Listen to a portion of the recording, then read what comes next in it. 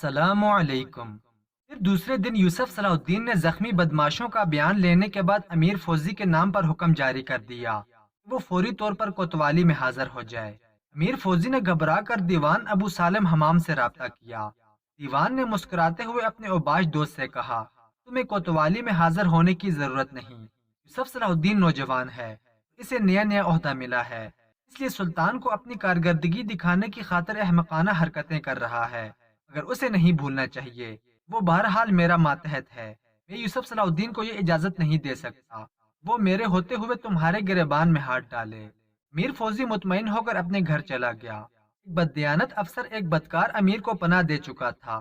جب امیر فوزی یوسف صلاح الدین کے مطابق کوتوال میں حاضر نہیں ہوا، اس نے چند سپاہیوں کو حکم دیا وہ امیر فوزی کو گرفتار کر کے کوتوالی میں حاضر کریں۔ سپاہی یوسف کے حکم کی تعمیل میں کوتوالی سے روانہ ہونے ہی والے تھے۔ دیوان ابو سالم کمرے میں داخل ہوا، سخت لہجے میں یوسف صلاح الدین کو مخاطب کرتے ہوئے بولا، اگر تم نے کس جرم کی بنیاد پر دمشق کے ایک معزز ترین شہری کی گرفتاری کا حکم جاری کر دیا ہے؟ یوسف صلاح الدین نے واقعے کی پوری تفصیل بیان کی۔ دیوان ابو سالم نے اسے بری طرح جھڑک دیا، دونوں گواہ جھوٹے ہیں، میں امیر فوزی کو جانتا ہوں، وہ ایسی شرمناک حرکت نہیں کر سکتا۔ جب صلاح الدین نے امیر فوزی کے دونوں زخمی کارندوں اور کوچوان کو دیوان ابو سالم کے سامنے پیش کیا تو وہ تینوں اپنے بیانات سے مکر گئے اور انتہائی بے باکی کے ساتھ کہنے لگے، ہم کسی امیر فوزی کو نہیں جانتے، ہم تینوں دوست ہیں۔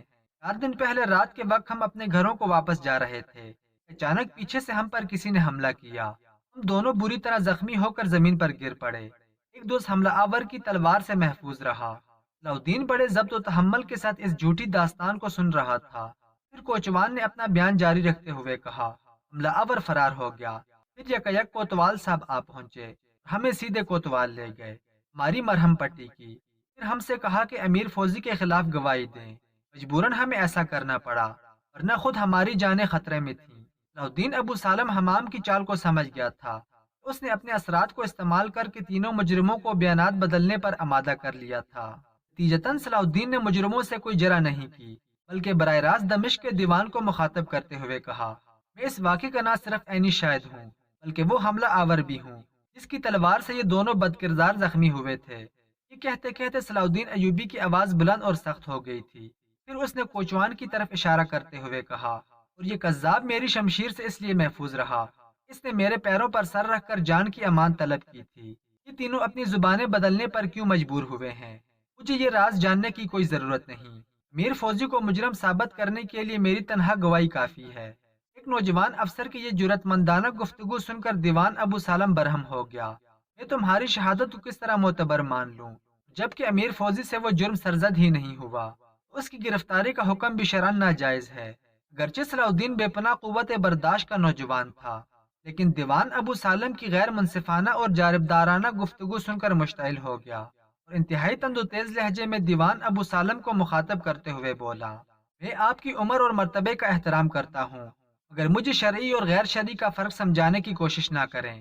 میں صرف ایک شہ سوار ہی نہیں، قاضی ابن ارسون کا شاگرد بھی ہوں، مجھے آزادی کے ساتھ میرا کام کرنے دیں۔ میں نے مکمل تحقیقات کے بعد امیر فوزی پر فرد جرم عائد کی ہے، چاہے کچھ بھی ہو جائے میں اس سیاکار انسان کو عدالت میں لا کر چھوڑوں گا۔ یہ سن کر دیوان ابو سالم غضبناک ہو گیا اور کہنے لگا، اگر تم اتنی قدرت رکھتے ہو تو کسی سپاہی کو بھیج کر دیکھو۔ صلاح الدین ایوبی نے چند لمحوں میں صورتحال کو سمجھ لیا تھا، اگر میں اتنا ہی بے دست و پا ہوں، مجرم کو مجرم نہیں کہہ سکتا، تو پھر مجھے استعفیٰ دے دینا چاہیے۔ دیوان ابو سالم نے جواب میں کہا، تمہارے حق میں یہی بہتر ہے کہ تم استعفیٰ دے دو۔ اگر تم جیسا کم نظر اور بے خبر انسان کچھ دن اور اس عہدے پر برقرار رہا تو دمشق کا سارا نظم و نسق درہم برہم ہو جائے گا۔ اس کے بعد صلاح الدین ایوبی نے دیوان ابو سالم سے مزید بحث نہیں کی اور خاموشی کے ساتھ استعفیٰ دے کر واپس حلب چلا گیا۔ دیوان ابو سالم نے صلاح الدین ایوبی کے استعفے کو اپنی فتح سے تعبیر کیا اور پھر اس نے امیر فوزی کے ساتھ مل کر جشن منایا۔ اس جشن میں وہ امراء بھی شریک ہوئے جو در پردہ سابق والی دمشق امیر مجیر الدین کے حامی تھے۔ یہ جشن کئی دن تک جاری رہا۔ رکان نے خفیہ تہخانوں میں چھپ کر خوب شراب پی اور ان عیسائی عورتوں کا رقص دیکھا جنہیں شاہ یروشلم بالڈون ثالث نے ایک مخصوص سازش کے تحت دمشق بھیجا تھا تاکہ وہ خوبصورت عورتیں مسلمان امراء کو ہلاکت و بربادی کے راستے پر ڈال دیں۔ گرچہ امیر مجیر الدین اقتدار سے محروم ہو کر حمص چلا گیا تھا، لیکن اس کے عیش و پرست امراء اور دیگر ہمنوا ابھی دمشق میں ہی مقیم تھے اور اس دن کا انتظار کر رہے تھے۔ سلطان نور الدین زنگی کسی جنگ میں مارا جائے یا کسی ناگہانی حادثے کا شکار ہو کر انتقال کر جائے اور ان لوگوں کا گمشدہ اقتدار لوٹ کر واپس آئے۔ جشن شراب و شباب میں یہ عہد و پیما بھی کیے گئے، سلطان نور الدین زنگی کے نامزد کردہ ہر افسر کو اسی طرح ناکام بنا دیا جائے تاکہ وہ عیش و آرام کی زندگی بسر کریں۔ بھی امرائے دمشق کے یہ سیاسی مشورے جاری تھے۔ نقیبوں نے انہیں اس طرح چونکا دیا جیسے گہری نیند میں ڈوبے ہوئے کسی شخص کو جھنجھوڑ کر اٹھا دیا جاتا ہے۔ گلی کوچوں میں نقاروں کے ذریعے اعلان کیا جا رہا تھا سلطان عادل دمشق کی حدود میں داخل ہو چکے ہیں۔ جب دربار آراستہ ہوا، دیوان ابو سالم اور دیگر امراء یہ منظر دیکھ کر حیرت زدہ رہ گئے۔ سلطان نور الدین زنگی کے برابر صلاح الدین ایوبی بھی تخت پر موجود تھا۔ یار ابو سالم نے خطرے کی بو سونگھ لی تھی، اگر اسے اپنی چرب زبانی پر یقین تھا وہ سلطان عادل کو لفظوں میں الجھا کر اپنے آپ کو صفائی کے ساتھ بچا لے گا، مگر اس وقت دیوان ابو سالم کی ساری تدبیریں الٹ گئیں۔ جب سلطان کے سپاہی بڑی بے رحمی کے ساتھ امیر فوزی کو کھینچتے ہوئے دربار میں لائے، میر فوزی نے قسمیں کھا کر سلطان نور الدین زنگی کو یقین دلایا وہ اس جرم میں ملوث نہیں ہے۔ سلطان عادل خاموشی سے امیر فوزی کی زبانی اس کی بے گناہی کی دلیلیں سنتے رہے۔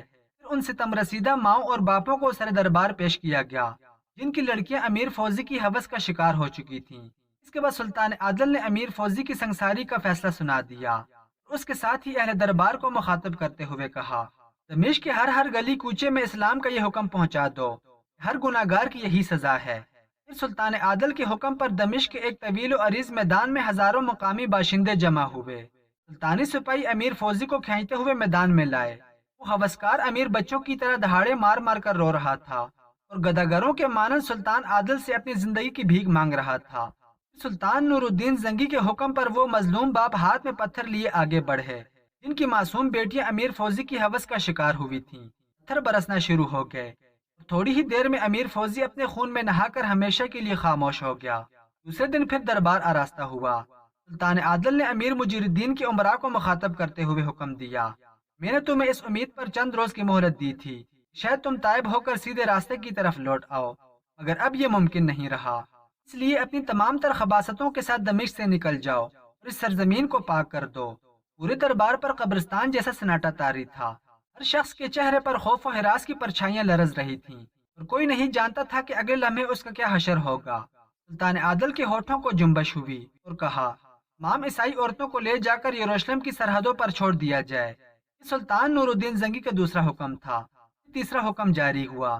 سلطان عادل نے دیوان ابو سالم کو مخاطب کرتے ہوئے کہا، تیری صورت مسلمانوں جیسی ہے مگر دل منافقوں کے ہم رنگ۔ تو نے میرے اعتماد کو ٹھیس پہنچائی ہے اور انصاف کے راستوں میں رکاوٹیں کھڑی کی۔ تیری یہی سزا ہے، تو دمشق کے باشندوں کے سامنے بے نقاب ہو جا تاکہ اہل ایمان تیرے حقیقی خد و خال دیکھ لیں۔ اس کے بعد سلطان عادل نے دیوان ابو سالم حمام کی داڑھی منڈوا دی، گھوڑے پر سوار کرا کے پورے دمشق میں گھمایا۔ سلطانی نقیب کوچا کوچا بلند آواز میں اعلان کرتے جاتے تھے کہ اس شخص کی سزا ہے جس نے بندگان خدا کے حقوق کا خون کیا، ان پر عدالت کے دروازے بند کر دیے۔ میر فوزی اور دیوان ابو سالم حمام کو سزائیں دینے کے بعد سلطان نور الدین زنگی نے خصوصی دربار آراستہ کیا اور حاضرین کو مخاطب کرتے ہوئے کہا، اہل دمشق، اہل شام اور جہاں تک میری سلطنت کی حدود ہے، وہاں کے بسنے والے پورے ہوش آواز کے ساتھ سن لیں۔ صلاح الدین ایوبی میرا معتمد خاص ہے، جس نے اس کا دل دکھایا، اس نے مجھے تکلیف پہنچائی۔ اگر وہ تمہیں نیک کاموں کا حکم دیتا ہے تو اس کے ساتھ بھرپور تعاون کرو، اگر بہکتا ہے تو اسے سیدھے راستے پر لانے کی کوشش کرو، اگر وہ نہیں سنبھلتا تو میرے دربار میں آ کر شکایت کرو۔ تمہیں روکنے والا کوئی نہیں، جو تمہارے راستے کی دیوار بنے گا اس کا حشر دیوان ابو سالم سے زیادہ مختلف نہیں ہوگا۔ سلطان عادل کی تقریر نے اہل دربار پر سختہ طاری کر دیا تھا۔ درباری شاعر ہرقلہ کھڑا ہوا، اس نے صلاح الدین ایوبی کی شان میں یہ اشعار پڑھے، شام کے چورو اپنی حرکات سے باز آ جاؤ، میں تمہیں نصیحت کرتا ہوں کہ پیغمبر کے ہم نام یوسف سے اپنی جانوں کو بچاؤ۔ وہ یوسف علیہ السلام عورتوں کے ہاتھ کاٹنے والے تھے اور یہ یوسف مردوں کے ہاتھ کاٹنے والا ہے۔ سلطان عادل کے درباری شاعر ہرقلہ نے اپنے اشعار میں قرآن کریم کے اس واقعے کی طرف اشارہ کیا تھا جس میں زلیخا کے ساتھی عورتوں نے حضرت یوسف علیہ السلام کا حسن و جمال دیکھ کر لیمو کاٹنے کے بجائے اپنے ہاتھ کاٹ لیے تھے۔ دمشق کا نظم و نسق درست کرنے کے بعد سلطان عادل واپس حلب چلے گئے۔ پھر اسی زمانے میں سلطان عادل نے سرکار دو عالم کو خواب میں دیکھا۔ سلطان نور الدین زنگی بظاہر ایک مجاہد اور جنگجو حکمران تھے، مگر در پردہ ایک نہایت عابد و زید انسان تھے۔ ہم مسلمانوں کی طرح وہ پانچوں وقت باجماعت نماز ادا کرتے، رمضان المبارک کے پورے روزے رکھتے، لیکن سلطان عادل کا ایک پوشیدہ عمل یہ تھا، وہ ہر رات سرور کونین صلی اللہ علیہ وآلہ وسلم پر بڑے پرسوز لہجے میں درود و سلام بھیجتے، یہاں تک کہ ان کی آنکھوں سے آنسو جاری ہو جاتے، پھر وہ اسی حالت میں سو جاتے۔ اور اہل ایمان کی طرح سلطان نور الدین زنگی کی بھی ایک ہی خواہش تھی، کسی دن رسالت آپ صلی اللہ علیہ وآلہ وسلم انہیں بھی اپنے دیدار سے مشرف فرمائیں۔ سلطان عادل کا یہ عمل برسوں سے جاری تھا، مگر ابھی تک ان کی یہ آرزو پوری نہیں ہوئی تھی۔ پھر 557 ہجری کی ایک رات جب وہ سوئے تو دیدار مصطفیٰ سے تشنے آرزو سیراب ہو گئی۔ سرور کونین صلی اللہ علیہ وآلہ وسلم والی شام کو مخاطب کر کے فرما رہے تھے، نور الدین یہ دونوں آدمی مجھے ستا رہے ہیں، جلدی اٹھو اور ان کے شرکاء کا خاتمہ کرو۔ سرکار دو عالم کی زیارت کے بعد سلطان نور الدین زنگی کو دو اور نورانی چہرے نظر آئے، ان دونوں کی بڑی بڑی داڑیاں تھیں، رنگ بہت زیادہ گورا تھا۔ پھر وہ دونوں نورانی چہرے بھی غائب ہو گئے، سلطان عادل کی آنکھ کھل گئی اور وہ گھبرا کر اٹھ بیٹھے۔ بہت ہی عجیب خواب تھا، ایک طرف حضور صلی اللہ علیہ وآلہ وسلم نے سلطان عادل کو اپنی زیارت سے شرف یاب کیا تھا اور شکایتاً یہ بھی فرمایا تھا، دو آدمی آپ صلی اللہ علیہ وآلہ وسلم کو ستا رہے ہیں۔ سلطان عادل اس خواب کی تعبیر سمجھنے سے قاصر رہے، ان پر وحشت سی طاری ہو گئی اور وہ رو رو کر رات بھر توبہ و استغفار کرتے رہے، یہاں تک کہ فجر کی اذان ہو گئی۔ سلطان نور الدین زنگی نے نماز ادا کی، کچھ دیر تک حسب معمول قرآن پاک کی تلاوت کرتے رہے، اس کے بعد دربار آراستہ کیا۔ یہ وہ زمانہ تھا، سلطان عادل دمشق میں مقیم تھے۔ مراد دربار نے بڑی حیرت سے سلطان عادل کی طرف دیکھا، وہ خلاف توقع بجھے بجھے سے نظر آ رہے تھے۔ حاضرین دربار نے سلطان کی اس کیفیت کو طبیعت کی ناسازی پر محمول کیا۔ تھوڑی ہی دیر بعد سلطان عادل کے سامنے ایک اہم مقدمہ پیش کیا گیا۔ والی شام کچھ دیر تک دونوں فریقین کے بیانات سنتے رہے، لیکن عمرا نے محسوس کر لیا تھا سلطان عادل ذہنی طور پر دربار میں موجود نہیں ہیں اور وہ مقدمے کی سماعت کے دوران کہیں کھو سے جاتے ہیں۔ پھر یکایک سلطان عادل خود ہی کھڑے ہوئے اور عمرائے دربار سے مخاطب ہوتے ہوئے بولے، اس وقت ہمارا ذہن حاضر نہیں ہے، یہ مقدمہ پھر کسی دن پیش کیا جائے۔ یہ کہہ کر سلطان نور الدین زنگی دربار سے نکل گئے۔ سلطان کے مصاحب خاص اسد الدین شیرکو اور معتمد خاص یوسف صلاح الدین تیزی سے آگے بڑھے اور والی شام کے پیچھے پیچھے چلنے لگے۔ سلطان عادل دربار سے نکل کر دمشق کے محل میں چلے گئے۔ اسد الدین شیرکو نے بصد احترام عرض کیا، سلطان عادل کی طبیعت کچھ ناساز معلوم ہوتی ہے۔ ہاں کچھ ایسا ہی ہے، سلطان عادل نے کھوئے کھوئے سے لہجے میں کہا۔ ان کے چہرے کی افسردگی میں اضافہ ہو گیا تھا۔ اسد الدین شیرکو نے گھبراتے ہوئے لہجے میں کہا، اگر اجازت ہو تو طبیب خاص کو طلب کیا جائے۔ سلطان نور الدین زنگی نے کہا، اس معاملے میں طبیب کچھ نہیں کر سکتا، تم ایسا کرو کہ فوراً دمشق کے تمام غریبوں میں کپڑے، اناج اور زر نقد تقسیم کر دو، اس بات کا خاص خیال رکھا جائے کوئی غریب ان صدقات سے محروم نہ رہے۔ جب شیرکو اور صلاح الدین ایوبی خلوت سلطانی سے جانے لگے، نور الدین زنگی نے ان دونوں کو روک کر مزید ہدایت دیتے ہوئے کہا، جب تم ضرورت مندوں میں صدقات تقسیم کرنے لگو تو ان سے یہ درخواست بھی کرنا وہ اپنے سلطان کے لیے دعائیں کریں۔ دونوں چچا بھتیجے نے سلطان عادل کے اس حکم کو بڑی حسرت سے سنا، خلوتگاہ سے نکل کر چلے گئے۔ جب وہ دونوں دمشق کے غریبوں میں صدقات تقسیم کر رہے تھے تو ایک ہی خیال ان کے ذہنوں میں گردش کر رہا تھا، سلطان کی گزشتہ بیماری دوبارہ ابھر آئی ہے، اسے سلطان عادل اپنی بے پناہ ہمت کے سبب عمرائے سلطان سے چھپا رہے ہیں۔ 4 سال پہلے 553 ہجری میں رمضان المبارک کے دوران سلطان عادل شدید بیمار ہو گئے تھے، انہیں اپنے بچنے کی بھی امید نہیں رہی تھی۔ نتیجتاً سلطان عادل نے سب سے چھوٹے بھائی امیر نصر الدین کو اپنا جانشین مقرر کیا اور خود حلب کے قلعے میں فروکش ہو گئے۔ تمیز سے اسد الدین شیرکو کو طلب کیا، اسے نصر الدین کا نائب مقرر کرتے ہوئے چھوٹے بھائی کو وصیت کی، مسلمان کا جینا اور مرنا سب اللہ کے لیے ہے، وہ اقتدار مبارک ہے جو احکام الہی کے نفاذ کے لیے ہو، اور وہ تاج و تخت لعنت و ہلاکت ہیں جو نفس کی تسکین کے لیے ہوں۔ میں والد محترم کی امانت تمہارے سپرد کرتا ہوں، اللہ تمہیں اس امانت کا بوجھ اٹھانے کی توفیق عطا فرمائے۔